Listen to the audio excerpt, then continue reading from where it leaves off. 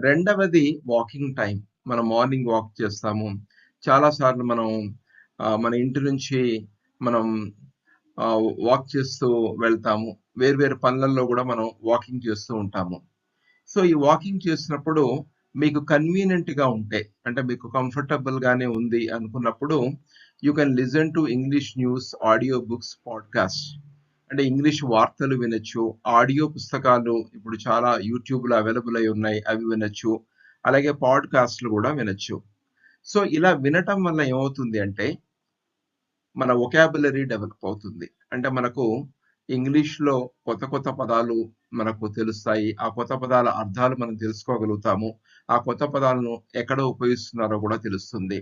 అలాగే ప్రొనౌన్సియేషన్ గూడా మనకు తెలుస్తుంది. వినటం వల్ల చాలా ఇంపార్టెంట్ బెనిఫిట్ ఏందంటే, మనకు ప్రతి పదాన్ని కూడా ఎలా ఉచ్చరిస్తున్నారు అనేది తెలుస్తుంది.